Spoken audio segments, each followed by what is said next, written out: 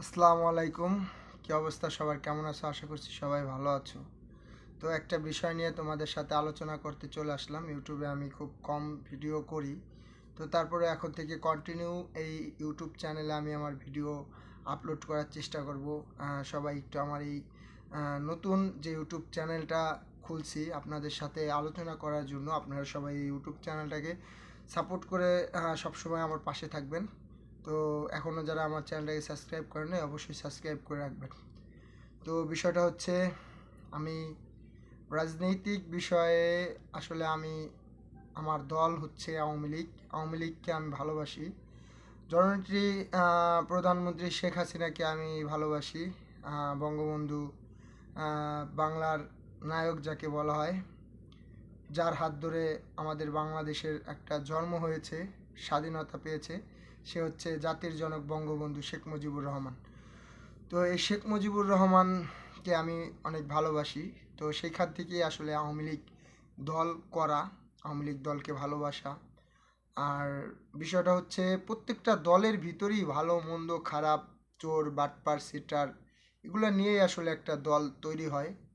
আহ, ভালোটাকে ভালোই বলতে হবে, খারাপটাকে খারাপ বলতে হবে।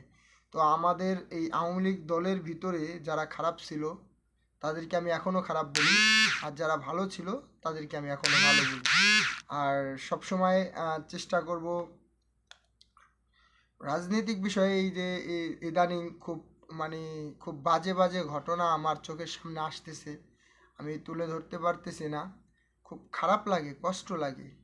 একটা মানুষ, গণতন্ত্র দেশ বাংলাদেশ, হতে পারে সে আওয়ামী লীগ, হতে পারে সে বিএনপি, হতে পারে সে জামাত, এনসিপি, জাতীয় পার্টি, আমজনতা, বিভিন্ন ধরনের দল আছে বাংলাদেশে। গণতন্ত্র দেশ, দল থাকবেই। তো এখন আওয়ামী লীগ করাটাকেই আসলে দোষ হিসাবে সবাই গণ্য করছে, বা কেন করছে আমি জানি না।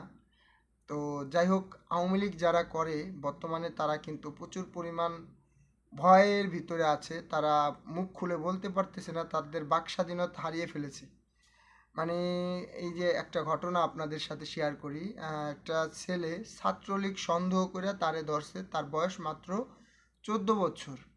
তো 14 বছরের একটা ছেলে কি বা অন্যায় করছে বা কি করছে, আমার কাছে একটা প্রশ্ন যে কি করছে সেই ছেলেটা? 14 বছর বয়স, তার জীবনটা কারাগারে কাটাবে, এটা আসলে মাইনে নেওয়ার মতো না। খুব কষ্ট লাগলো নিউজটা দেখে, পড়ার পরে আসলে খুবই খারাপ লাগছে যে একটা 14 বছরের ছেলে, তার কি অন্যায় হতে পারে যে তাকে এখন পুলিশ ধরে নিয়ে গেল ছাত্রলীগ সন্দেহ করে ধরছে। সন্দেহ মানে যদি ভাবতাম যে ছাত্রলীগের ঝটিকা মিছিল, যেহেতু তারা একটা নিষিদ্ধ দল আওয়ামী লীগ এখন বর্তমানে, যদি মনে করেন আপনার নিষিদ্ধ দল হিসেবে যদি ছাত্রলীগ ও যদি কোনো একটা মিছিল থেকে ধরে নিত, যে মিছিলে গেছে, ওইখান থেকে পুলিশে ধরে নিয়ে আসছে, যদি এরকম হতো তাহলে কিন্তু এটা মানিয়ে নেওয়ার মতো হতো। কিন্তু না, তার বাসায় গেছে, তার বাসা থেকে তারে তুলে নিয়ে আসছে মাত্র 14 বছরের বয়স। তার পড়ালেখা শেষ। তার বাবাই কান্না করতেছে আর বলতেছে আমার ছেলের জীবনটাই শেষ। আচ্ছা, আমরা কি এরকম রাজনীতি চাই বাংলাদেশে? আপনাদের কাছে কি মনে হয়, এটা কি খুবই মানে দরকার ছিল? যে সে ছাত্রলীগ, মানলাম সে ছাত্রলীগ, তার তার কোনো জায়গায় ছাত্রলীগের কোনো জায়গায় তার নাম নাই, তারপরেও তাকে ধরতে হবে? আচ্ছা, গেল এই সাবজেক্ট বাদ। আহ, আচ্ছা, এই যে আওয়ামী লীগ সরকার ছিল, এতদিন ছিল, ক্ষমতায় ছিল দীর্ঘ 17 বছর, অনেক কিছুই ঘটছে। একটা দেশ চালাইতে গেলে কম বেশি অনেক ঘটনাই ঘটে, ঠিক আছে? তো সেই সময়কার মানে একটা তুচ্ছ ঘটনা অনেক বড় করে দেখানো হতো সমাজের ভিতরে বা সামাজিক যোগাযোগ মাধ্যমে। এখন অনেক ঘটনা ঘটতেছে কিন্তু এখন অনেক কিছুই মানে ধামাচাপা পড়ে যাচ্ছে। কেন? তখনও সাংবাদিক ছিল, এখনও আছে। এক শেখ হাসিনা এই দেশ ছেড়ে চলে গেছে। এখন বিষয়টা হচ্ছে ধর্ষণ, গুম, খুন, হত্যা অনেক বাড়ছে, আগের থেকে অনেক বাড়ছে। যদি আমরা দেখতে পারি বেকারত্বের হারও কিন্তু অনেক অনেক বাড়ছে, আগের থেকে অনেক বাড়ছে। কেন? ওয়াই? জানতে চাই আমি জাতির কাছে। এটা কেন হবে? আওয়ামী লীগ সরকার ভালো ছিল না, সে চলে গেছে, বাস ভালো কথা। নতুন সরকার আছে, অন্তর্বর্তীকালীন সরকার, ডাক্তার ইউনূস, সে ভালো, ভালো সরকার, আমার কাছেও ভালো, সবার কাছেই ভালো, স্বাভাবিক। তো সে আইসা বাংলাদেশের কতটুকু ভালো করছে আমি জানি না, তবে আমি একটু রাজনৈতিক বিষয় কম বুঝি, তারপরে যতটুকু বুঝি দেশের মানুষ এখন নিরাপত্তাহীনতায় ভুগতেছে 1 নাম্বার। এটা হচ্ছে আসলে মানুষের একটা অধিকার, নিরাপত্তা। এরকম বাংলাদেশ সরকার যেই থাকুক না কেন, তাদের নিরাপত্তা নিশ্চিত করা সরকারের দায়িত্ব। এখন দেখেন, মানুষের বাড়িতেও মানুষ নিরাপদ নাই। কিছুদিন আগে বাড়ি ঘরে যায় ভাঙচুর, এগুলো তো 5ই আগস্টের পরে আওয়ামী লীগের যত নেতাকর্মী আছে তাদের বাড়ি ঘরে যায় ভাঙচুর করছে, এটা তো স্বাভাবিক। তো অনেক কিছু এখনো ঘটতেছে যা মেনে নেওয়ার মতো না, কষ্ট লাগে। সবারই বাড়িঘর আছে, বাবা মা আছে, যারা অন্যায় করছে তাদের বিচার হবে আইনতভাবে। পুলিশ আছে, প্রশাসন আছে, সেনাবাহিনী আছে, যেই যে যত বড় লেভেলের অন্যায় করে তার বিচার আইনতভাবে হওয়াটাই আমার কাছে বেটার মনে হয়। আমি যদি কোনো অন্যায় করে থাকি, আমার বিচারটা আইনতভাবে যা হয় সেটা হবে। আমার রিকোয়েস্ট একটা জিনিস কি, মিথ্যা মামলা, এটা আসলে আমার কাছে ছোটবেলা থেকেই শুনে আইতেছি, বাংলাদেশে মিথ্যা মামলাটা বেশি হয়। যেটা ঘটে না, ঘটনার পিছনে অন্য কিছু থাকে, অন্য কেউ হাত থাকে, অথচ নির্দোষ ব্যক্তিগুলা সাজা পায়। এগুলো আসলে সিস্টেম, এই সিস্টেমগুলো আসলে মানে চেঞ্জ করা দরকার। যে অন্যায় করছে শুধুমাত্র ওই ব্যক্তি সাজা পাওয়া দরকার, যে অন্যায় করে নাই সে সাজা পাবে না। এটা, এই সিস্টেমটা ভালো ভাই।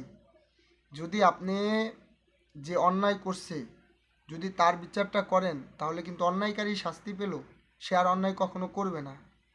কিন্তু একটা নির্দোষ ব্যক্তি যদি শাস্তি পায় বিনা কারণে, এটা আসলে গ্রহণযোগ্য না, মেনে নেওয়ার মতো না। ঠিক আছে?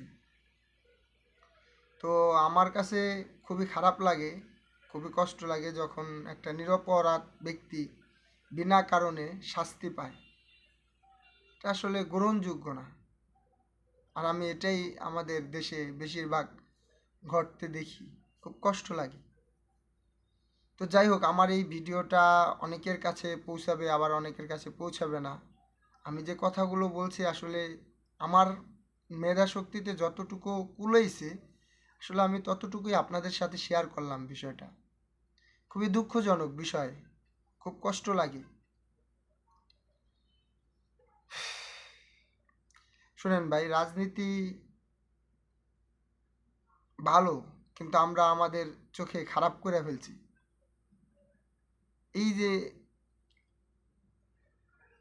রাজনীতি, আসলে আমার মনে হয় কি, যারা অনেক টাকা পয়সার মালিক তাদের দ্বারাই মানায়।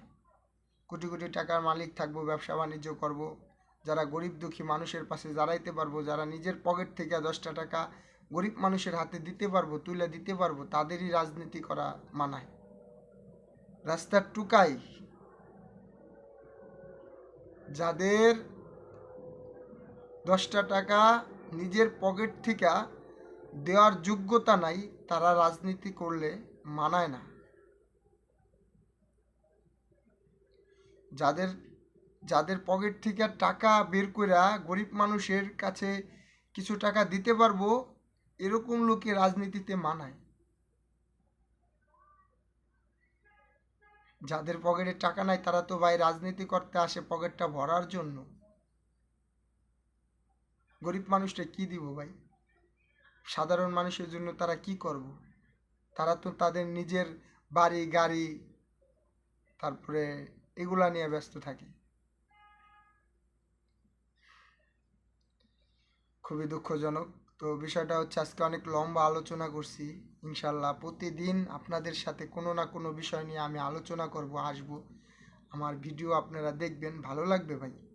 ঠিক আছে? আর লাইক কমেন্ট সাবস্ক্রাইব করে রাখবেন।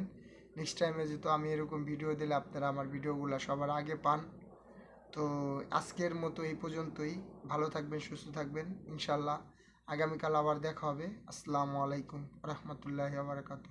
যদি কোনো ভুল করে থাকি, অন্যায় করে থাকি, ছোট ভাই হিসেবে ক্ষমার দৃষ্টিতে দেখবেন। ধন্যবাদ সবাইকে।